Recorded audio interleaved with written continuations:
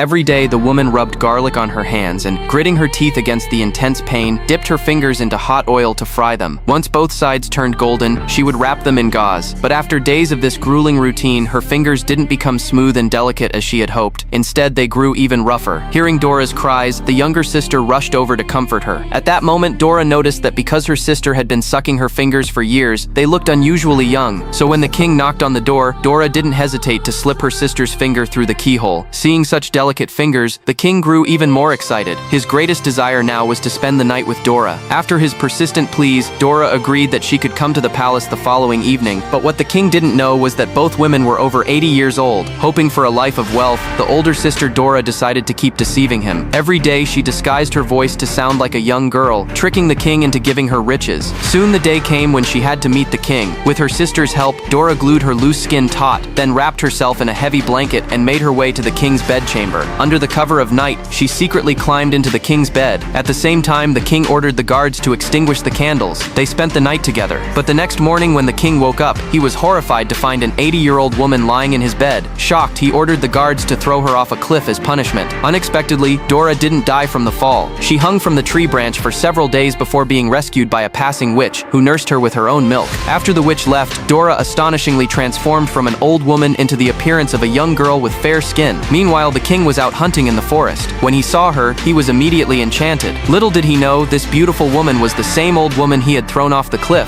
Back at the palace, the king crowned her queen and held a grand wedding. Dora didn't forget her sister. She ordered the guards to send her sister a new dress and an invitation. When the younger sister saw her, she was stunned. She kept asking how her sister had become so young, but Dora had no idea how it had happened. With the king about to arrive, Dora, growing impatient, casually said she had peeled off a layer of skin. She thought this would convince her sister to stop following her. To her surprise, her sister believed her. The sister found an executioner on the road, offered him pearls as payment, and asked him to help peel her skin. The two of them went deep into the forest to undergo the skin-swapping procedure. When it was over, the sister, now skinned, made her way to the palace, believing this would allow her to be with her elder sister forever. Little did she know, she had already become a monster in the eyes of others. How could she possibly enter the palace? In the end, the sister perished in her own obsession. Not long after, the witch's magic wore off, and Dora's skin began to age rapidly. She was forced to flee the palace, leaving behind the life of wealth and glory she had long dreamed of, and losing the sister she had depended on so dearly.